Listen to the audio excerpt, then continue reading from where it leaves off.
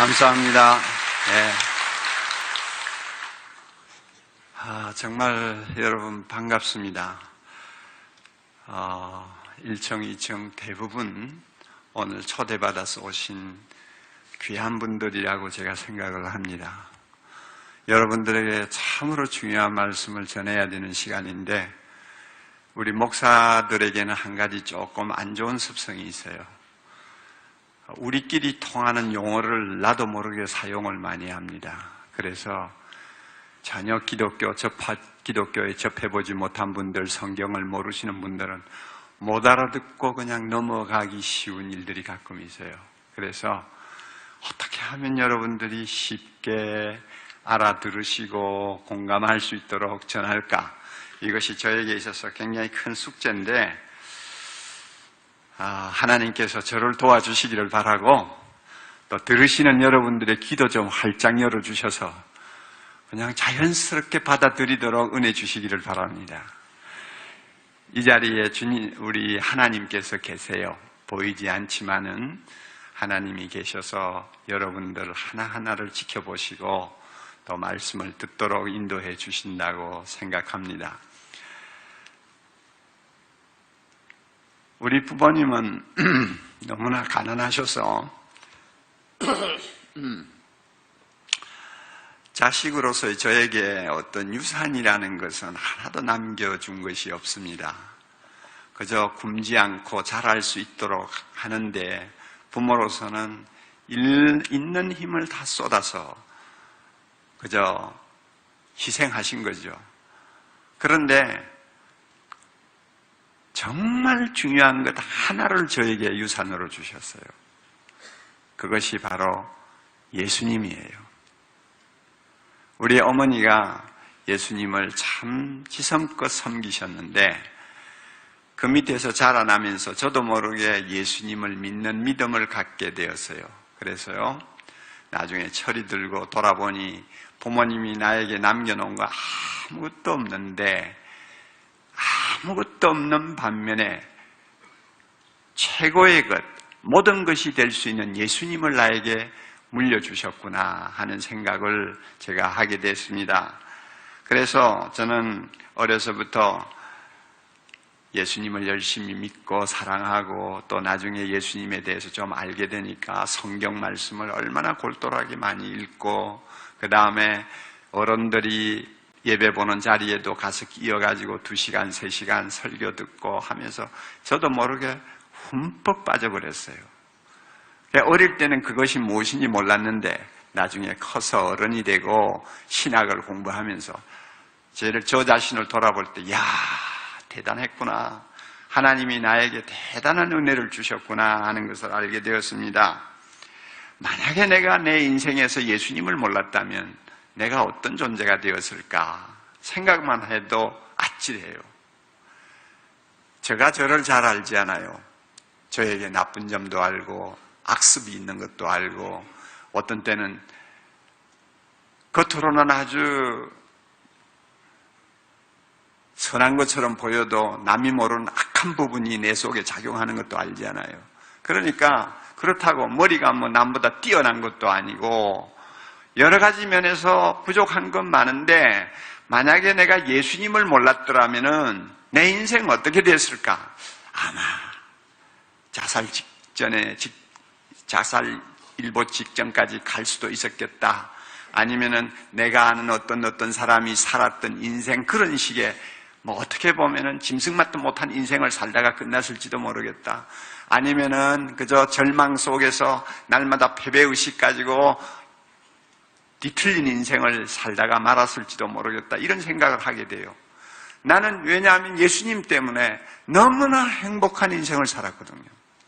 예수님 때문에 너무 보람된 인생을 살았거든요. 그래서 저는 예수님한테 온통 빚지고 산 인생이다. 저는 그렇게 생각을 합니다. 예수님이 저에게 짧은 한 생이지만은 충분히 살만한 가치가 있는 생을 살도록 인도를 하셨어요. 그래서 저도 모르게 예수님은 저의 노래가 되었습니다. 예수님은 저의 주제곡이 되었습니다. 100여 년 전쯤 처음에 선교사들이 우리나라에 들어왔을 때 어떤 선교사가요, 그 야시장에 가가지고 물건을 사면서 서툰 한국말로 찬송가를 불렀나 봐요. 아마 대충 이런 찬송가 같아요. 예수 사랑하심은 거룩하신 말일세. 물건을 사면서 찬송가를 중얼중얼 부르니까 그 당시 사람들에게 노래하는 거죠. 신기해가지고 사람들이 주변에 몰려들었어요. 그러니까 찬송가를 한 절 끝내고 사람들이 모이니까 쳐다봤어요. 그랬더니 하는 말이 한 곡 더 불러주세요 하고 사람들이 주문을 했대요. 그랬더니 선교사가 여러분들이 저에게 노래 하나를 불러주면 나도 또 하나 불러드릴게요 그랬답니다. 그랬더니 한참 침묵이 흐른 후에 어떤 부인이 대답하기를 우리에게는 노래할 이유가 없어요. 100년 전 여러분 나라가 기울어서 지금 풍년등화와 같은 위기에 처해 있고 백성들은 절망에 빠져서 잠이 안 오는 시대에 무슨 노래할 이유가 있었겠어요. 그러니까 노래할 이유가 없었어요. 우리는 노래를 할 수가 없어요. 그래서 선교사가 다시 한 곡을 불러줬다는 일화를 제가 책으로 읽은 일이 있습니다. 저도 살아온 인생이 험하기도 했죠. 어떤 면에는 고비고비가 참 많았지만은 예수님 때문에 저는 언제 어디서든지 노래 부를 이유를 가지고 살았습니다. 캄캄한 밤 겁이 나서 일부러 불어대는 휘파람이 아니고 내 마음에서 우러나오는 노래요. 내 영혼이 연주하는 은혜, 그 노래. 정말로 내 인격 전부가 함께 춤을 추는 노래가 내 가슴 속에 항상 있었어요. 그 노래 제목이 예수님이에요. 저는 예수님 때문에 이렇게 너무 많은 복을 받은 사람입니다. 옥 목사가 어떤 노래를 그렇게 많이 불렀을까? 굉장히 많아요. 레파토리가 굉장히 많아요. 많은데 저도 모르게 마음속으로 부르는 노래는 몇 가지 있죠. 아주 주제곡이 있죠. 이런 노래일 것 같아요. 여러분, 제가 노래라고 하는 이유를 아시겠죠? 여러분, 찬송하면 무슨 말인지 잘 못 알아들으시잖아요. 노래 말이죠.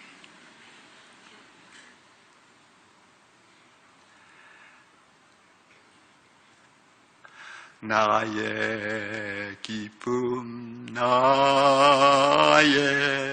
소망 되시며 나의 생명이 되신 주, 밤낮 불러서 찬송을 드려도 늘 나신 마음 분일세. 예수님이 내 생명이래요. 내 기쁨이래요. 내 소망이래요. 그래서 밤낮 없이 예수님 이름 불러도 너무 아쉬워서 또 부르고 싶고 또 아쉬워서 또 부르고 싶다는 노래예요. 이런 진한 노래를 여러분 한번 들어보셨어요? 안 들어봤죠? 그런 노래가 제 마음에 있어요. 왜 그런 노래가 있느냐? 예수님이 그만큼 좋기 때문에. 이 좋은 예수님을 오늘 밤 저는 여러분에게 소개를 해드리고 싶습니다. 예수님은 세상이 들어야 될 가장 큰 기쁨의 좋은 소식입니다. 들으면 복입니다. 못 들으면 불행입니다. 듣는 자는 하나님이 주시는 모든 좋은 것을 다 받아 누릴 수 있지만 예수님에 대해서 듣지 못한 사람은 그 모든 것을 놓치고 말 것입니다. 오늘 여러분, 예수님을 통해서 여러분들도 저와 같이 언제 어디서나 예수님을 찬양할 수 있는 복된 자가 될 수 있기를 바랍니다. 몇 가지 제가 말씀을 드리겠는데요. 첫째로는 예수님은 저를 찾아오신 사랑의 하나님이었습니다. 예수님은 저를 찾아오신 사랑의 하나님이셨어요. 이 굉장히 중요합니다. 인간은 하나님이 창조한 피조물입니다. 그러므로 본능적으로 창조자를 찾게 돼 있어요. 우리 어린애기 낳잖아요. 애가 낳아서 애를 낳아놓으면 본능적으로 조금 있으면 엄마를 아빠를 찾아요. 왜냐하면 엄마 아빠가 그 애를 낳았기 때문에 그것은 본능적으로 나타나는 사건이죠. 우리 모두 인간은 하나님이 만드신 피조물이에요. 자연이 생긴 동물이 아니에요. 하나님이 정성을 다해서 자기 모습으로, 자기 닮은 자로 하나님께서 흙으로 빚어서 만드시고 영혼을 그 마음에, 그 심령에 부어주셔서 이렇게 아름답고 멋진 인격체가 되도록 하셨어요. 그러므로 인간에게는 너나 할 것 없이 모두가 다 신을 찾는 본능이 있습니다. 여러분 중에 나는 신하고는 아무 관계가 없고 관심도 없어. 여러분은 뭔가 잘못되어 있는 사람이에요. 아니면 자기를 스스로 속이고 있는 사람이에요. 사람은 누구나 신을 찾아요. 신을 찾지 않는 종교를 봤어요? 신을 찾지 않는 사람을 만나본 일이 있나요?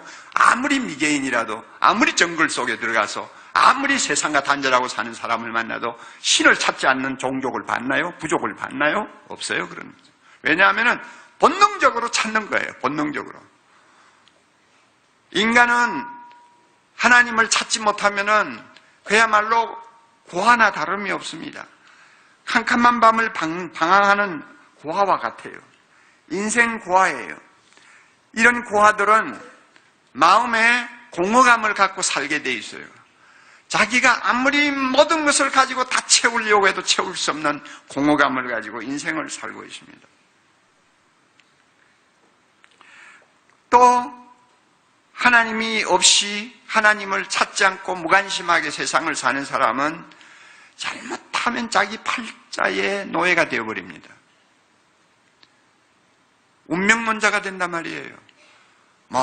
나라는 존재가 될 수 있나 이렇게 살다가 가는 것이지, 다 전생에 무슨 업보가 있어서 이 모양이지, 내가 아무리 노력하고 수고해도 더 이상 나에게는 더 좋은 일이 나타나지도 않고 나보다 훨씬 못한 사람도 잘 사는데 나는 아무리 노력해도 안 되는 거 내 팔자지 어떻게 하겠냐, 이런 식으로 해가지고 사실은 모든 소망을 다 접어버리고 팔자 타령을 하는 사람이 됩니다. 이것을 종교적인 용어로 업이라고 그러죠. 업보라고 그래요.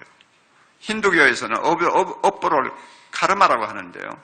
심지어 그 힌두교에서는 이런 말까지 해요.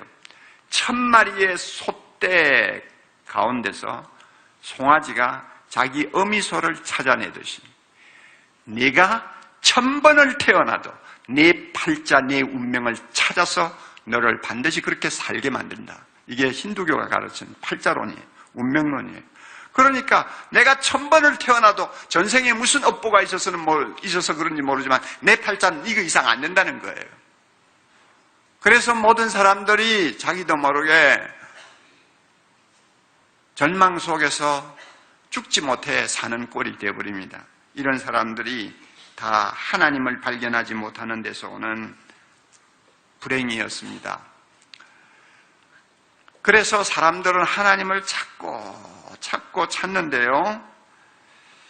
불행하게도 하나님을 찾았다고 하는 사람이 없어요. 어느 종교를 가도 하나님을 찾았다고 자신있게 이야기하는 종교가 없어요. 여러분, 인도 간디 잘 아시죠? 간디가 이런 말을 했어요. 누군가가 하나님을 발견하고자 한다면 그는 바닷가에 가서 빨대 끝으로, 빨아당기는 빨대 있죠? 빨대 끝으로 바다의 물방울을 쪽쪽 빨아서 그 바다를 다 말리는 것과 같은 인내를 해야만이 신을 찾을 수 있을 것이다 그랬어요. 빨대를 가지고 빨아 올려서 비워서 태평양을 비우고 대서양을 비우고 가능한 일입니까? 가능하지 않는 일입니까?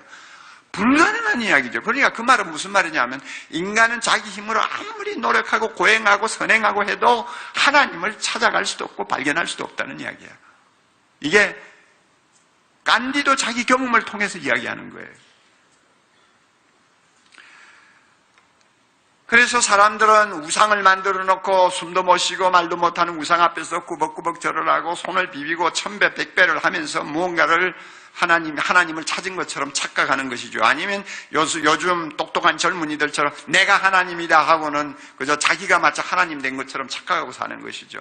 그것이 오늘의 현대인들의 비극 아닙니까? 그런데 이제 중요한 사실입니다. 우리는 하나님을 찾아갈 수도 없어요. 그는 영이시기 때문에. 우리는 하나님을 발견할 수 없어요. 그는 거룩하신 분이기 때문입니다. 우리 힘으로 하나님 못 찾아요. 그러면 어떻게 될 거예요? 어떻게 해야 되느냐? 하나님이 우리를 찾아와 주셔야 됩니다. 하나님이 우리를 찾아와서 자기를 보여주셔야 비로소 우리는 하나님을 발견할 수 있습니다. 우리는 인간이에요. 우리 눈으로 볼 수 있는 하나님, 우리 귀로 들을 수 있는 하나님, 우리 손으로 만져볼 수 있는 하나님, 우리 마음으로 느껴볼 수 있는 하나님, 그런 하나님이 오셔야 우리는 하나님을 발견할 수 있어요. 그렇게 우리가 볼 수 있는 하나님으로 오신 분이 누군지 아세요? 예수님이세요. 여러분, 이 사실을 마음에 꼭 접어두세요. 그는, 예수님은 본래 하나님이세요. 천지만물을 창조하신 창조자시세요. 거룩하시고 전지전능하신 분이에요. 하늘 보좌에 앉아 계셔서 온 우주 만물을 주관하시던 절대 신이에요. 그런 분이 우리를 위해서 세상에 사람의 몸을 입고 오셨어요. 사람의 몸을 입고 오셨어요. 우리와 똑같은 모습으로 오셨어요.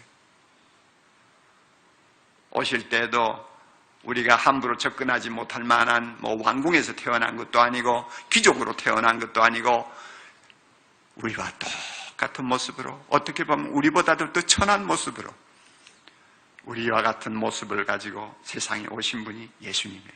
그분이 오셔서 우리에게 하나님이 어떤 분인가를 보여주셨어요. 가르쳐 주셨어요. 여러분, 다음에 성경 읽으시고 예수 믿으시고 성경을 펴놓고 한번 쫙 읽어보세요. 거기에 보면 사람이 되어서 세상에 오신 예수님이 우리 눈앞에 나타납니다. 그분은 오셔서 가난한 자들의 친구가 되셨어요. 병든 자들을 먼저 찾아가셨어요. 세상에서 소외되고 세상에서 소망이 없는 자들을 끌어안아 주셨어요. 고통하는 자들과 함께 고통하고, 눈물을 흘리는 자와 함께 눈물을 흘리고, 슬퍼하는 자와 함께 슬퍼하고, 그런 하나님으로서 우리에게 찾아오셨어요. 그는 얼마나 사랑이 많으신지 꺼져가는 심지도 끄지 아니하시고, 상한 갈 때가 있어도 툭 꺾어버리지 아니하시고 참고 기다리면서 한 사람 한 사람을 하나님의 귀한 아들로 세워주시는 분이었습니다. 우리가 예수님을 통해서 사랑이 많으신 하나님을 발견하게 된 거예요. 그리고 그 예수님은 우리 보고 가르쳐 주셨어요. 사랑이 많으신 하나님은 너의 아버지다. 이제 그를 향해서 아버지라 불러도 돼. 내가 세상에 와가지고 하나님을 아버지라 부르듯이 너도 이제는 하나님을 아버지라 불러도 돼. 왜? 그 하나님이 너를 가장 사랑하시기 때문이다. 예수님이 가르쳐 주신 하나님이에요. 이런 하나님을 저는 어려서부터 발견했습니다. 그리고 지금까지 그분과 함께 세상을 살아왔습니다. 너무 좋으신 하나님이세요. 예수님이 저에게 하나님을 알게 하셨어요. 그러므로 저의 마음은 공허하지 않아요. 저 자신이 하나님이나 된 것처럼 교만하게 착각하지도 않아요. 예수님 때문에 저는 팔자소간을 하면서 인생을 되는 대로 사는 존재가 아니었어요. 예수님을 통해서 하나님을 발견한 다음에는 제 마음은 모든 것으로 채워졌어요. 하나님이 풍요하신 것처럼 제 마음도 풍요하고, 하나님이 전능하신 것처럼 저의 모든 삶도 하나님의 능력으로 불가능한 것이 가능하게 되어 온 것이 저의 살아온 인생이에요. 어찌 노래하지 않겠어요? 어찌 예수님을 노래하지 않겠어요? 어찌 예수님을 좋아하지 않겠어요? 예수님 생각하고 어떻게 기뻐하지 않겠어요? 그런데 여러분은 어떠세요? 하나님 보셨어요? 하나님 만나보셨어요? 하나님 아세요? 오늘 저녁에 주님께서 여러분 만나주실 거예요. 그리고 예수님을 통해서 하나님이 어떤 분이라는 것을 깨닫게 될 거예요. 발견하게 될 거예요. 두 번째로요, 예수님은 나의 모든 죄를 다 담당해 주신 분이었습니다. 저는 원래 죽어야 마땅한 죄인이라는 것을 알고 있습니다. 날 때부터 선한 것이 하나도 없는 아주 고약한 존재라는 것 저는 너무 잘 알고 있어요. 무슨 죄가 그렇게 많아가지고 저런 소리를 하나 속으로 생각하실지 모르겠어요. 아마 여러분, 무슨 죄가 저렇게 많나, 보기는 멀쩡한데, 아마 그렇게 생각하실지 모르겠죠. 그런데 제가 이제 성경에 나오는 내용을 하나 소개해 줄게요. 제가 그런 말씀을 보고 제가 엄청난 죄인이라는 것을 발견했거든요. 그러니까 여러분도 그런 저 내용을 한번 읽어보세요. 자, 우리 한번 봅니다. 그게 어디냐면 로마서 1장에 나오는 말씀인데요. 조금 글씨가 작아서 뭐한데요. 제가 읽어드릴게요. 또한 그들이 마음에 하나님 두기를 싫어하며 하나님 두기를 싫어하며, 이 말이 굉장히 중요합니다. 무엇이 죄인지 아세요? 하나님에 대해서 무관심한 사람이에요.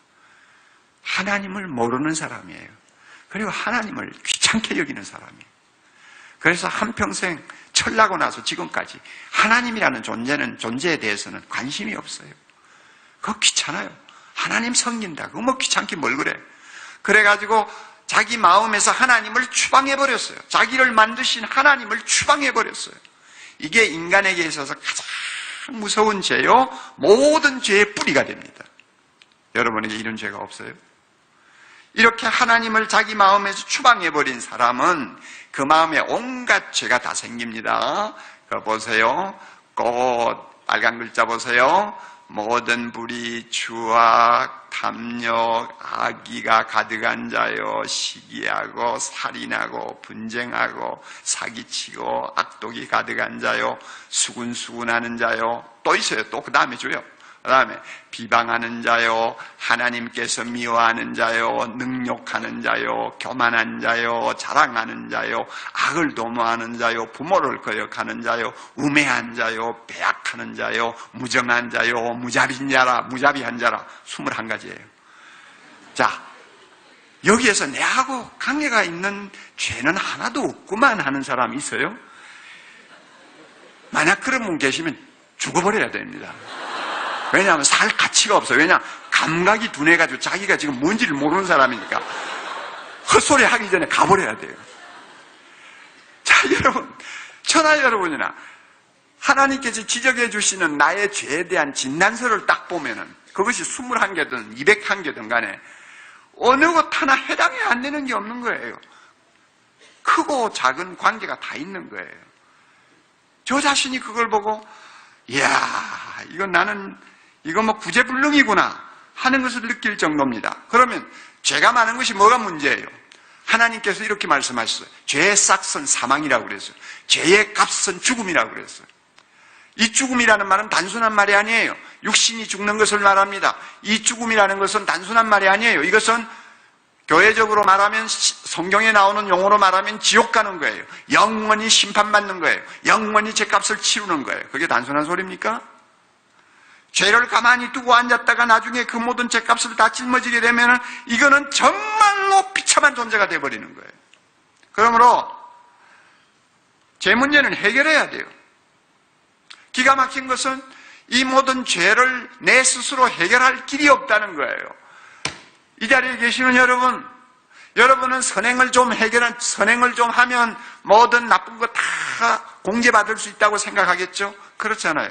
용서해야 되시는 분은 하나님인데 하나님이 용서할 때 용서받는 거지 내가 용서한다고 용서받는 거 아니에요. 하나님이 깨끗하다고 해야 내가 깨끗한 거지 내 스스로 깨끗하다고 깨끗한 거 아니에요. 부모를 거역하고 부모의 가슴에 못질을 한 자식이 나중에 와가지고 자기 스스로 나는 부모님 그래도 나쁜 짓을 하지 않고 살았습니다 하고 아무리 떠들어도 소용없어요. 용서해야 되는 사람은 부모지 죄가 아니거든요. 나는 내 자신을 선한 것처럼 생각하지만 하나님이 보실 때 선하지 아니하면 그것은 악한 거예요. 그런데 우리 스스로 우리 죄를 해결할 길이 없어요.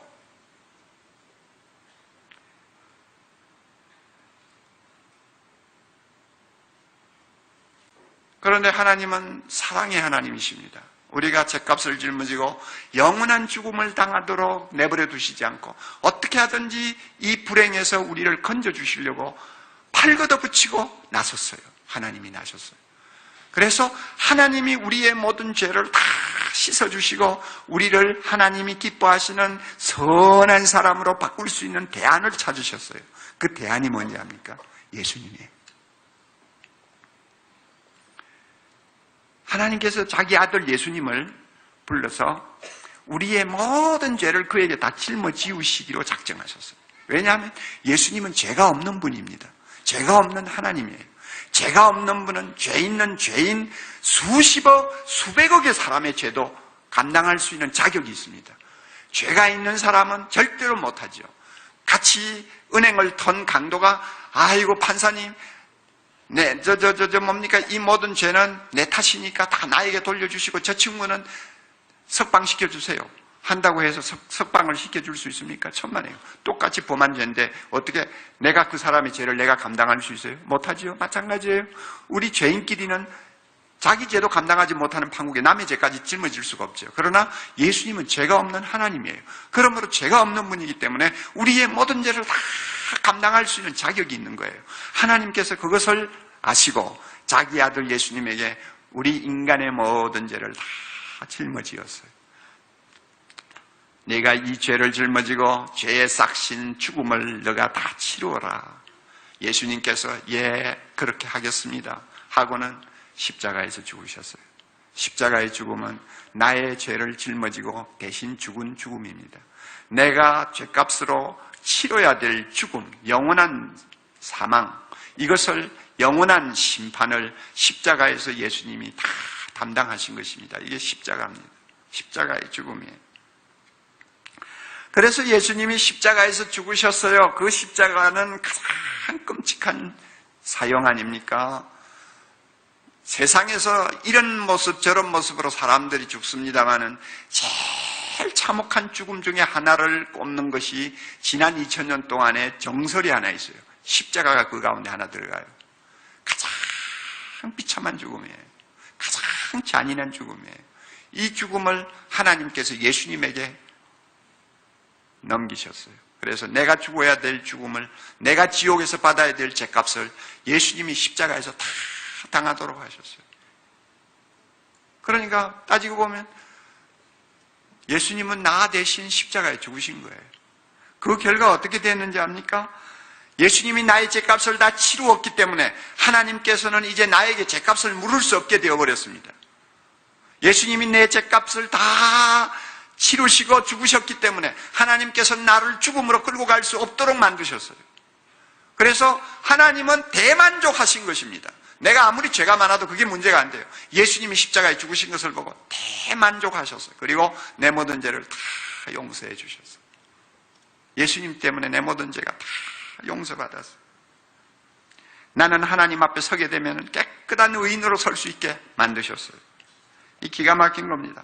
그래서 나는 죄로부터 자유함을 얻었어요. 죄가 죄의 값인 죽음으로부터 자유함을 얻었어요. 여러분, 이게 얼마나 감사할 일입니까? 이게 뭐 보통 일입니까? 세상에 횡재를 만나도 이런 횡재가 있나요? 내 죄값을 대신 다 짊어지신 분이 계시고 그분 때문에 내가 하나님 앞에 의인이 됐다는데, 여러분 이게 뭐 장꼬대가 아니면 진짜지. 그렇죠? 대단한 거예요. 대단한 거예요. 여러분 양심의 가책이라는 거 있죠? 여러분 마음속에 자기도 모르게 지옥이 있다면 내가 지옥 가지 않을까 하는 두려움이 있죠. 이거 다 죄로 인해서 오는 공포거든요. 이런 것들이 예수님 때문에 다 청소돼 버렸어요. 예수님의 십자가를 바라보면 저것은 나를 대신해서 하나님의 아들 예수님이 나의 죄값을 짊어지고 죽으신 곳이구나 하는 것을 생각할 때마다 내 마음에 있는 모든 죄의 올가미가 다 풀어지는 거예요. 저는 우리 교인들에게 이런 말 잘합니다. 저의 이름을 가지고 제가 얼마나 복받은 사람인가를 이야기를 잘해요. 제 이름이 참 어렵죠. 여러분 다 잊어버리셨을 거예요. 성도 이상하고 이름도 이상하고 하여튼 이상하죠. 옥이에요. 옥은 구슬이고 다이아몬드라는 뜻이죠.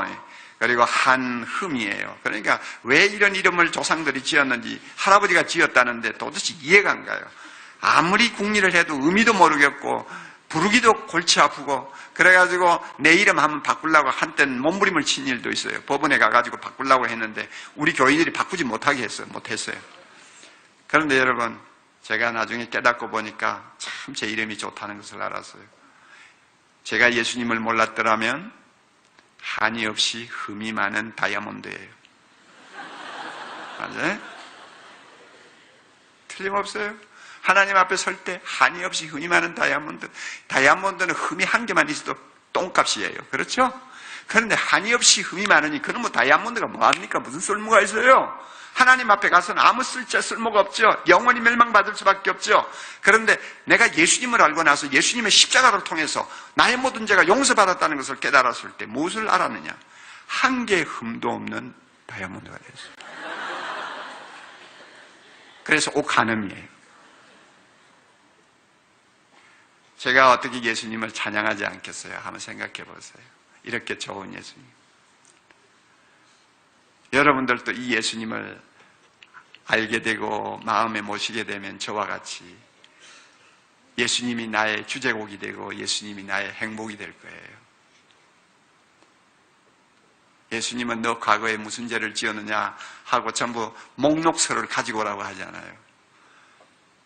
우리가 예수님 앞에만 나가면 내가 무슨 죄를 지었든지 내가 너 죄를 위해서 대신 십자가에서 다 값을 치루었으니까 너는 염려하지 말고 하나님 앞에 당당하게 나가거라. 주님이 우리에게 그렇게 말씀하세요. 세 번째로요, 예수님은 저에게 영생을 선물로 주셨어요. 영원히 사는 생명을 선물로 주셨어요. 여러분, 어머니 뱃속에서 나오는 사람은 예외 없이 전부 시한부 생명입니다. 그렇죠? 90년을 산다고 하면 90년 시한부 생명이고, 그렇죠? 다 그래요. 저희 어머니가 지금 93세인데요. 93세 시한부 생명을 93년을 산 거예요. 지긋지긋해요, 내가 볼 때. 아, 오래 사는 거 안 좋아요. 여러분, 제가 축원합니다. 제발 오래 살지 마십시오. 어머니의 고통을 자식이 누가 짊어집니까? 누가 알아줍니까? 아무도 못해요. 아무리 지성을 다해서 어머니를 효도하려고 해도 소용이 없어요. 다 자기가 짊어지고 가는 거예요. 그러다가 그저 깨끗하게 죽으면 좋죠. 조금이라도 뭐가 잘못되면 자식들 고생시키고 자기도 사람 대우 못 받고, 예? 얼마나 기가 막혀요. 얼마나 기가 막혀요. 어느 목사님 병원에서 부인도 세상 먼저 떠나고 자식도 떠나고 어떤 나이 너무 늙어가지고 병원에 들어가서 간병인이 이제 와가지고 옆에 도와주고 하는데 그러더래요. 간병인이 와가지고 전부 전부 치워줘야 되지 않아요? 그렇죠? 다 치워줘야 되니 얼마나 기가 막히겠어요. 이런 소리까지 하더래. 이 늙은이 먹기나 좀 적게 먹지. 너무 많이 먹으니까 너무 많이 싸지. 그러니까 사람이 할 짓이 못돼. 먹기나 좀 적게 먹지. 여러분, 목사가 그렇게 천대받으면서 누워있다고 한번 생각을 해보세요. 주여, 나는 제발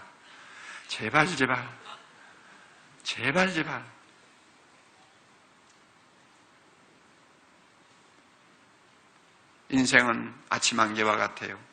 죽어요. 다 시한부이면 인생이에요. 죽음만큼 잔인한 폭군이 없어요. 아무도 그 죽음을 이기는 사람도 없어요. 죽음 앞에서는 모두가 벌벌 떨어요. 브루스 라슨이라고 하는 분이 쓴 책을 보니까 어떤 부인의 남편 이야기가 나와요. 자기 남편에 대해서 이런 말을 했어요. 우리 남편은 평소에 죽을까 싶어서, 특별히 자다가 죽을까 싶어서 늘 걱정을 하고 겁을 먹는 사람이 되어서 자다가 죽는 일이 없도록 하기 위해서 밤새도록 불을 못 끄게 했어요. 밤새도록 라디오를 끄지 못하도록 했어요. 그러니까 불 켜놓고 라디오 켜놓고 그래서 자는 거예요. 죽을까 싶어서 겁이 나가지고. 유럽에 유명한 황제가 있어요. 그 황제는요, 자기가 침상에 누우면은 죽을 것 같은 공포증이 생겨가지고 일부러 침상을 자기 키보다 작게 만들어 놓고는 침대에 올라가서 밤새도록 앉아서 버티는 거예요. 누우면 죽을 것 같아서. 자, 이렇게 죽음이라는 것은 무서운 폭군입니다. 사람들을 비참하게 만드는 것이 죽음입니다.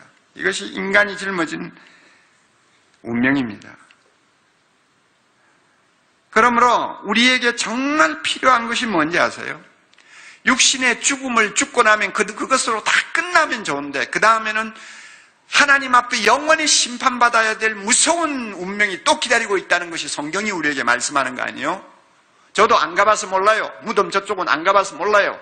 그러나 성경에 나오는 말씀만 조금 들여다봐도 소름이 끼치는 이야기예요. 사람은 우리 앞에는 그런 운명들이 기다리고 있다. 만에 하나라도 진짜로 하면 어떻게 할 거예요? 나는 전부 다 거짓말이기를 바랍니다. 예수님 괜히 공갈하신다고 거짓말 하시죠.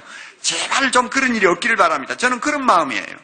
그런데 만약에 예수님의 말씀이 전부 사실이라면 어떻게 하겠느냐 그 말이에요.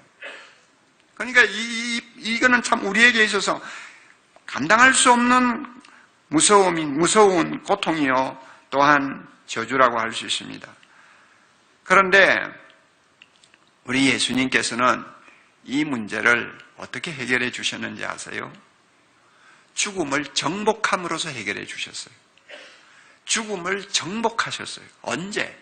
십자가에 죽으시고 예수님께서 못 박혀 죽으시고 무덤까지 들어가셨는데 하나님께서 그 자기의 아들 예수님을 사흘 만에 일으켜서 부활시켜 주셨어요. 부활시켜 주셔서 무덤의 문을 열고 나오도록 하셨어요. 그것이 거짓말이 아니라는 것을 증명할 수 있는 사람들이 수백 명이 생겼어요. 왜냐하면 예수님을 목격했으니까. 살아계신 예수님을 목격했으니까. 그 예수님이 살아계심을 믿은 사람들이 모여서 교회가 되었어요.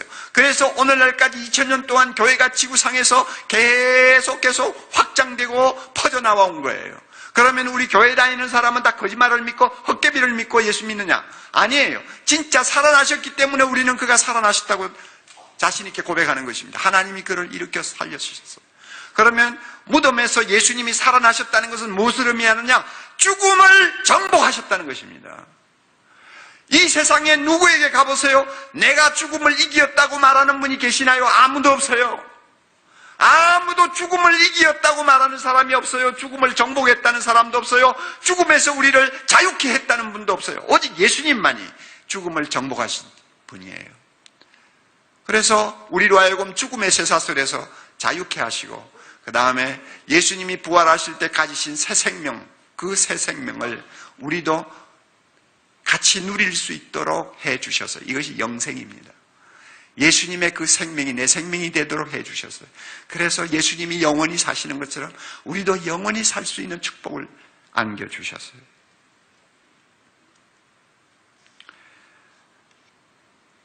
이것은 대단한 축복입니다. 여러분 성경 한 곳 더 봅시다. 영생이라는 것이 어떤 것인지 알아요? 다시 한번 우리 성경을 통해서 한번 봅니다.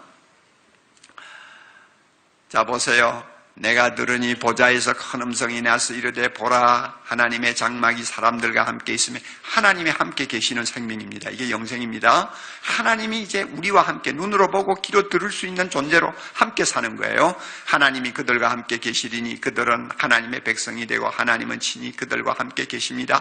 이제 하나님이 함께 계시는 삶을 우리는 살게 됩니다. 이것을 우리는 천국의 삶이라고 그러죠. 거기는 어떤 일이 일어나느냐 보세요. 모든 눈물을 하나님이 우리 눈에서 닦아 주십니다. 눈물이 없어요. 그 다음에 더 중요한 거. 다시는 뭐가 없어요? 사망이 없어요. 죽음이 없어요. 죽음이 없으니까 애통하는 일도 없지요. 곡하는 일도 없지요. 죽음이 정복당한 곳에는 아픈 것도 없지요. 오늘날 인간을 불행하게 만들고 인간을 괴롭히는 모든 악의 요소들이 다 사라져버린 거예요. 이게 영생입니다. 영원히 사는 나라의 아름다운 파라다이스의 모습입니다. 예수님이 십자가에 죽으시고 사흘 만에 부활하신 후에 우리에게 이와 같은 영생의 축복을 주셨어요. 저는 이 영생을 받은 사람입니다.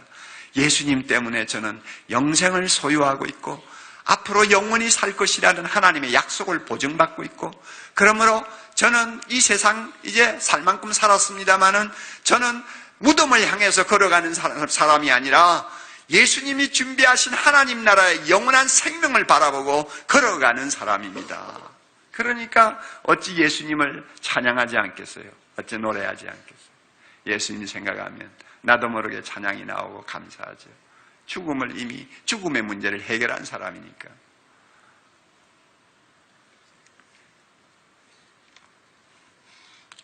여러분은 어떠세요? 여러분은 무덤을 향해서 걸어가는 나그네입니까? 아니면 영생을 누릴 수 있는 하나님 나라를 향해서 걸어가는 나그네입니까? 어느 쪽이 더 좋다고 생각하세요?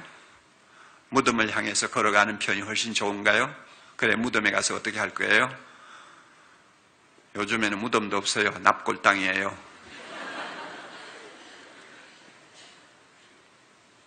그런 비참하고 한심하고 참 기가 막힌 종착점을 향해서 인생을 한 걸음 한 걸음 걸어가는 나라고 생각하면 거기에 무슨 가치가 있습니까? 거기에 무슨 보람이 있습니까? 지금 부부가 깨가 쏟아지듯이 행복하게 살면 뭐합니까? 얼마 지나면 또 싸울 텐데. 자, 여러분 보세요. 지금 내 자식들이 너무 귀여워가지고 정말로 이건 정말 숨을 못 쉴 정도로 행복해 합니다만은 앞으로 20년만 더 지나보세요. 그 자식 때문에 얼마나 쏘아리를 해야 되는지 아세요? 여러분, 세상 것은 다 지나가요. 별거 아니에요. 집 지어 아파트 한 100평 사나요? 그 100평 살아가지고 너무 멀어가지고 핸드폰 가지고 방에서 서로가 연락을 해요. 여러분, 그게 무슨 행복이요? 세상에 그런 인생을 어떻게 말라고 살아요? 여러분, 맛있는 거 아무리 먹고 터지라고 먹고 해도 지나고 나면 또 배고프고 맛있는 것을 먹으면 그 다음에 더 맛있는 것을 찾아야 되는 이런 참 끝없는 심령과 같은 욕구, 이걸 어떻게 채워요? 그런 인생으로서 끝날 겁니까? 그러다가 낙골 땅에 들어갈 겁니까? 그게 전부입니까? 하나님은 우리를 그렇게 초라한 모습으로 만들지 않으셨어요. 여러분이 모르시니까 그러는 거지. 알면 어림도 없죠. 내가 누군데 그렇게 헛되게 살다가 끝장낸단 말입니까? 나는 그런 존재가 아니에요. 나는 예수님을 통해 배웠어요. 나는 하나님의 눈에 존귀한 존재입니다. 하나님이 나를 자기 아들로 만드셨어요. 예수님이 나를 위해 십자가에 대신 죽으셨어요. 사흘 만에 부활하셔서 나에게 영원한 생명을 선물로 공짜로 주셨어요. 이렇게 존귀한 존재가 낙골 땅을 향해서 걸어가? 말도 안 되지. 영생을 주셨어요. 그래서 저는 예수님을 찬양합니다. 예수님이 좋아요. 자, 이제 끝으로 한 가지만 더. 예수님은요, 지금까지 제가 말한 모든 것, 뭐예요? 사랑의 하나님을 만나게 한 것, 나의 모든 죄를 십자가에서 다 대신 처리해 주신 것, 영원히 사는 영생을 값없이 주시는 것, 이것을 한꺼번에 전부 받을 수 있는 방법을 나에게 제시해 주셨어요. 만약 이게 너무 귀한 게 돼가지고 절차가 복잡하고 수속을 많이 해야 되고 그래야만이 하나씩 내 것이 된다고 한다면 이거 문제가 보통 문제가 아니죠. 차라리 모르고 지내는 것이 낫지. 그렇지 않아요? 요새 회사가 너무 힘들잖아요. 예? 20세기는 노동자들이 세계화 시대에 노동자들이 경쟁하는 시대였다면 21세기에는 지식인이 경쟁하는 시대라고 그러잖아요. 예? 그러니까 노동자고 지식인이고 이제는 정말 편안하게 살기는 틀렸어요. 다 틀렸어요. 이제는 니아까 끌고 사는 사람이나 변호사 하는 사람이나 죽어나기는 똑같은 세상이 됐어요. 공평한 것 같아요. 이제는 점점 공평해질 거예요. 그렇죠? 우리 이런 세상을 지금 살고 있잖아요. 그런데 회사 들어가기가 얼마나 어려워요. 젊은이들이 정말로 머리가 하얗게 세요. 자, 면접 보기 위해서 얼굴도 이뻐야 된다니까 성형수술하지. 그 다음에 외국어 실력이 있어야 된다니까 영어 배우느라고 죽어나지요. 그 다음에는 대인관계 잘해야 된다니까 일부러 대인관계에 대한 테크닉 배우지요. 창의력이 있어야 된다니까 이놈의 창의력이 어디서 나오는지는 모르지만 그러면 창의력을 배우려고 또 이 학원 저 학원 또 돌아다니죠. 그래가지고 이것저것 갖추어가지고 그 다음에는 면접실에 들어가서는 완전히 그냥 석가모니와처럼 돼가지고 앉아서 벌벌벌벌 떨면서 면접을 본단 말이에요. 그래가지고 어쩌다가 100대 1, 300대 1 하는 데서 어쩌다가 탁 걸리면은 회사에 들어가는 거 아니에요. 여러분, 만약에 하나님께서 우리를 하나님 나라로 들여보내는데 이렇게 까다로운 조건을 걸었다면 어떻게 하겠어요? 인물도 잘나야 된다. 야단났죠. 성형수술 정말 몇 번 받아야 될지 알 수가 없죠. 예? 좀 대인관계 심성도 좀 이쁘고 고와야 된다고 하면 어떻게 하겠어? 무슨 재주를 어떻게 하겠어요? 예? 어떻게 하겠느냐고요? 너 죄가 많으니까 참회를 좀 철저히 해야 된다. 그래서 너 삼각산에 들어가가지고 적어도 한 달은 금식하고 기도하고 나와야 된다. 이런 식으로 한다면 여러분이나 저는 어떻게 살겠어요? 그런데 예수님께서 간단하고 명료한 방법 하나만 딱 제시하셨어요. 예수님이 자기가 십자가에 죽으시고 우리 대신에 부활하셨기 때문에 권리가 있지 않아요. 권리가 있어요. 무슨 권리? 우리를 하나님 앞으로 인도할 수 있는 권리가 있어요. 그런데 하나님 앞으로 인도해서 영원히 살도록 만들려고 하는데 복잡해가 안 되죠.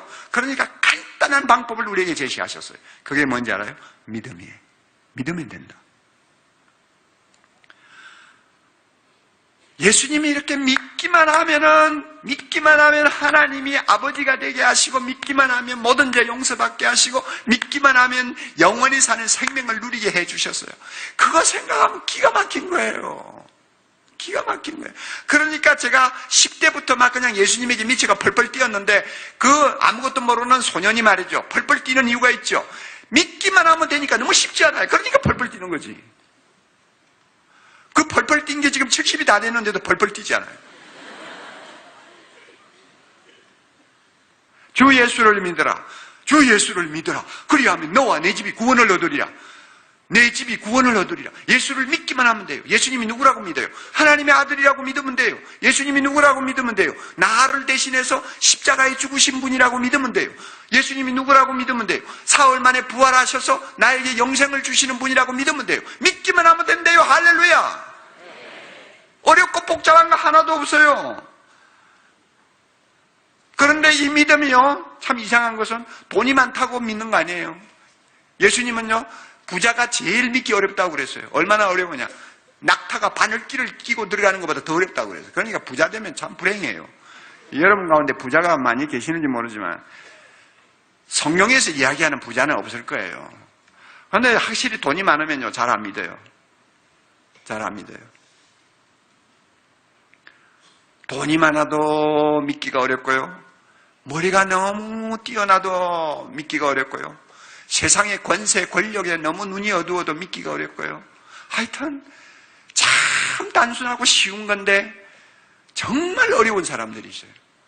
그런데 감사하게도 저는 너무나 평범하고 너무나 비천하고 그렇죠. 그러니까 고려시대 왕시 후손이 이시조선 500년 동안 쌍놈 되어가지고 살아남으려고 왕 옆에다가 점 하나 찍어서 성 바꾸고 그래가지고 거제도에서 숨어가지고 농사 짓고 살았으니까 쌍놈 중에 쌍놈이죠.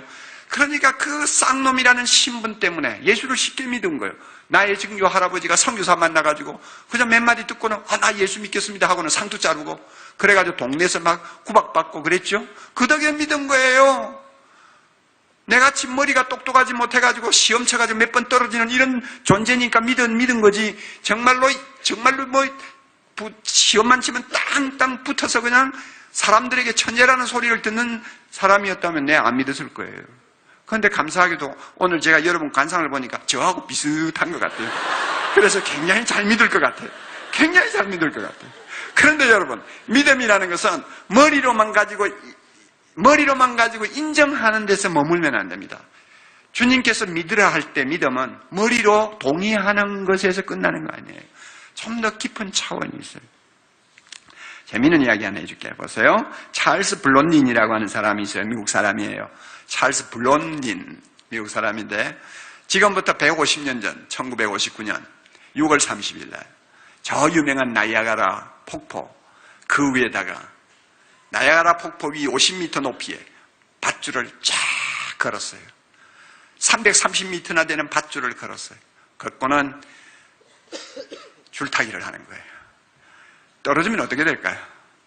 뭐 끝장나는 거죠. 뭐 여러분 가보셨기도 하고 뭐 영화에도 보고 했지만 그거 무시무시한답니다.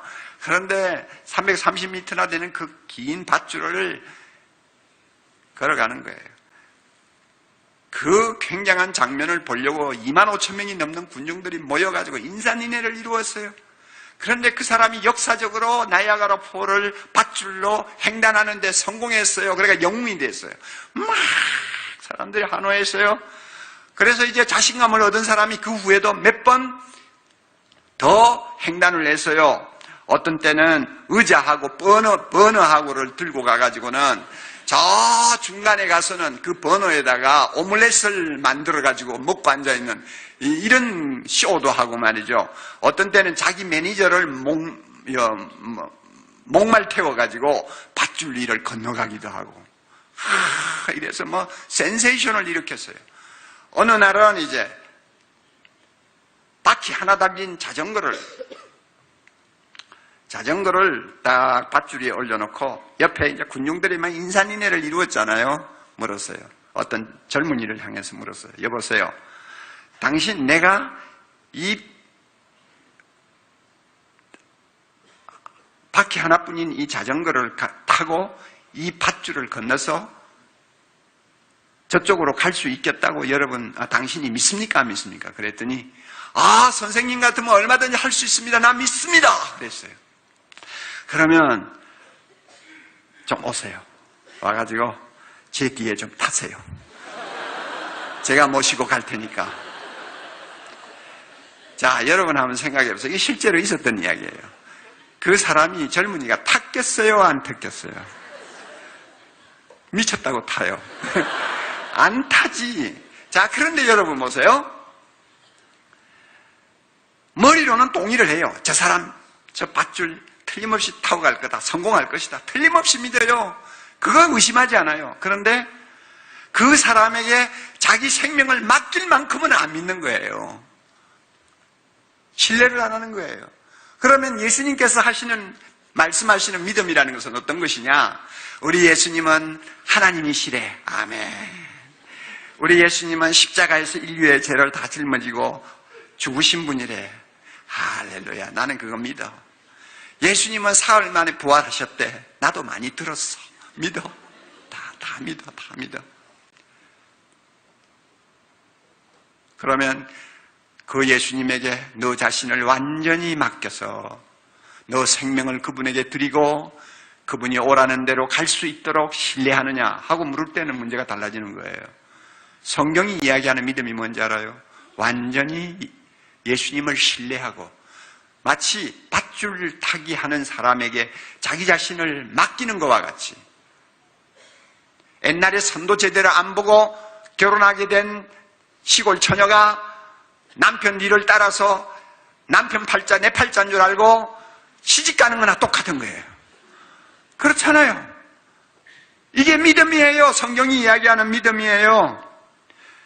저는 예수님이 밧줄을 타시는 수레바퀴 위에 저는 이미 올라탄 사람이에요. 저는 예수님 가는 대로 갈 거예요. 예수님이 가자는 대로 갈 거고 오라는 대로 갈 거예요. 저는 예수님을 100% 믿어요. 지옥이 있다면 믿고 천국이 있다면 믿고 따라오라면 따라가고 하라고 하면 하고, 저는 예수님에게 완전히 모든 거 맡겼어요. 그래서 예수님이 그 믿음을 보시고 천국에 있는 모든 좋은 것을 나에게 다 주셨어요. 저는 못 받은 것 하나도 없어요. 성경을 보고 우리가 천국의 놀라운 축복들을 여러 가지를 볼 수 있는데요. 뿐만 아니라 성경에 보면 예수님을 믿는 나에게 약속하신 세상적인 좋은 것도 많이 있어요. 너무 많아요. 제가 그런 것을 여러분에게 다 이야기하려면 오늘 저녁에 밤새요. 그만큼 예수님께서 세상에 살 동안도 나에게 약속해서 주시겠다고 한 것이 너무 많고, 보이지 않는 하늘나라에 있는 것도 너무 많고, 지금 누리는 것도 많고, 앞으로 죽어서 누릴 것도 너무 많고, 너무너무 많은 것을 나에게 주셨어요. 왜? 내가 예수님을 믿기 때문에, 완전히 예수님에게 신뢰하기 때문에. 예수님은 그 모든 것을 주셨어요.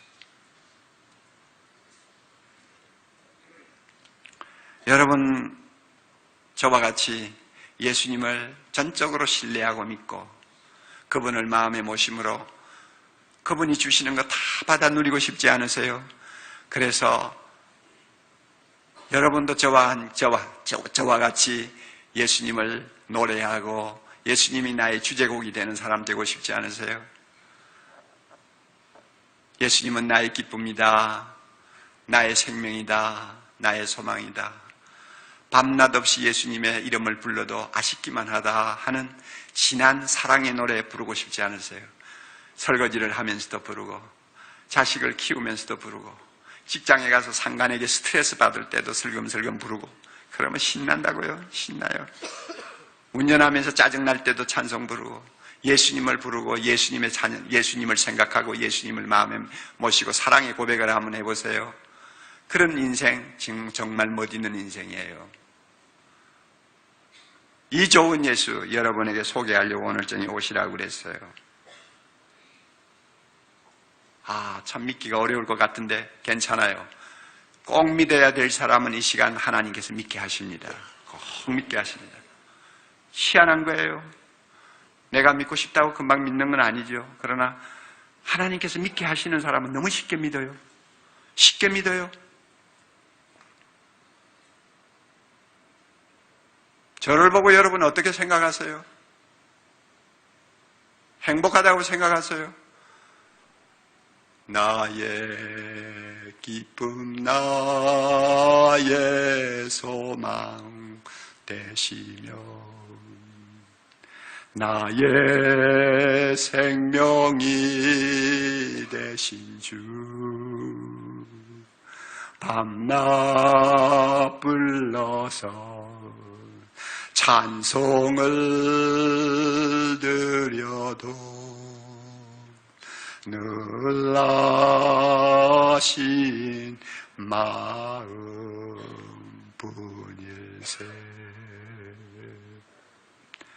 여러분도 이 노래 부를 거예요.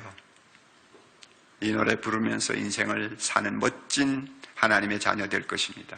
조용히 머리 숙이시기 바랍니다.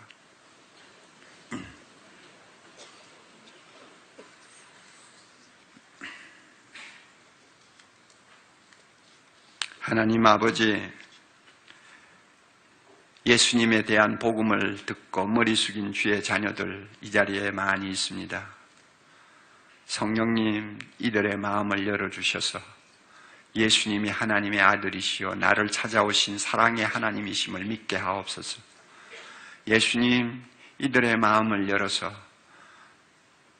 영원히 죽을 수밖에 없는 나의 죄를 예수님이 십자가에서 대신 짊어지시고 내 대신 죽으신 것을 믿게 하옵소서. 예수님이 사흘 만에 부활하신 것을 믿게 하옵소서. 그래서 죽음을 정복하시고 나에게 영원한 생명을 선물로 주신 분임을 믿게 하옵소서. 아버지 하나님, 내가 예수님을 전적으로 믿고 신뢰함으로써 하나님이 나에게 주시고자 하신, 또 나에게 허락하신 하늘의 복과 땅의 복을 받아서 다 누리는 복된 자가 되게 하옵소서. 무덤을 향해서 정처 없이 의미 없이 목적 없이 꾸벅꾸벅 걸어가다가 죽으면 끝난다고 하는 너무나 초라한 생각을 가지고 인생을 사는 사람 되지 말고 하나님의 자녀로서 당당하게 천국을 향해서 발걸음을 옮기는 생이 되도록 오늘 밤 이들에게 성령으로 감동하셔서 믿게 하시고 주님의 품에 안기는 귀한 시간 되게 하옵소서. 사랑하는 형제자매 여러분, 오늘 저녁에 여러분 고이 자의로 왔던 타의로 왔던 이 자리에 인도함을 받은 것은 하나님이 여러분을 이 자리로 보내신 거예요. 복음을 들으라고요. 예수님에 대해서 들으라고 보내신 것입니다. 이제 여러분은 긴 시간 귀를 기울이고 잘 들으셨습니다. 하나님께서 여러분 도와주실 거예요. 주 예수를 믿으라. 그리하면 너와 내 집이 구원을 얻으리라 했으니까 내가 믿겠다고 결심하면 나도 구원받고 우리 가족도 구원받고 나를 통해서 내 주변에 있는 많은 사람들이 예수 믿고 구원받는 큰 축복이 우리 앞에 나타날 것입니다. 여러분에게 기회를 드리겠습니다. 마음에 믿어야지 하는 생각이 드시면 절대로 그 생각을 뿌리치지 마세요. 하나님께서 주시는 생각이고 마음이에요. 오늘 태신자를 데리고 오신 우리 성도들 많이 계시죠? 조용히 손을 잡고 믿겠다고 결심하는 분들은 그 자리에 일어나 주세요. 제가 여러분을 위해서 기도해 드리겠습니다. 주저하지 말고 제가 시간 좀 드립니다. 조용히 일어나셔서 믿기로 결심하는 귀한 결단의 시간이 될 수 있기를 바랍니다. 여러분들이 일어나고 계십니다. 조금 더 주저하지 마시고 이 귀한 시간 여러분이 예수 믿고 구원받고 하나님의 영광스러운 자녀가 되는 귀한 은혜를 받으시기를 바랍니다.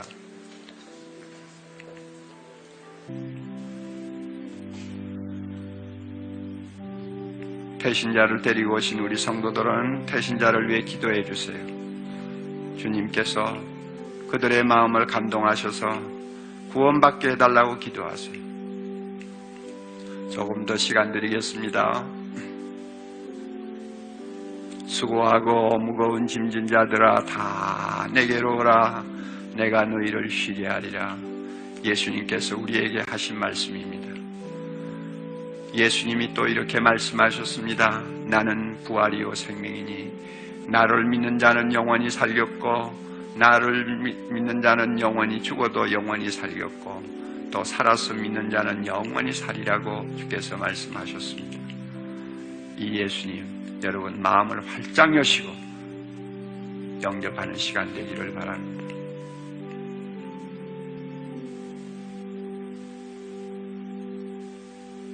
거룩하신 하나님 아버지, 오늘 이 시간 귀한 형제자매들이 예수님을 나의 하나님으로, 나의 영원한 생명으로, 나의 죄를 구속하시는 구원자로 마음을 열고 믿고 영접하게 해주신 것 감사합니다.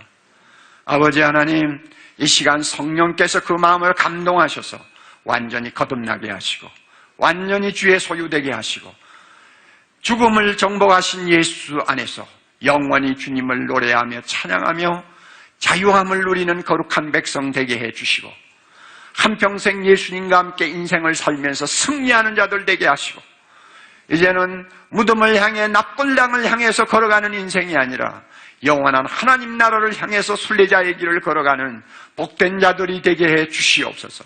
성령의 이들을 감동하시옵소서. 오늘 저녁 결심하고 돌아가서 내일 아침에 눈을 떴을 때 하늘이 달라지게 하시고 세상이 달라지게 하시고 모든 것이 달라지게 하시고 오직 구속한 주가 내 마음속에 모두가 될 수 있는 귀한 축복을 허락해 주시옵소서.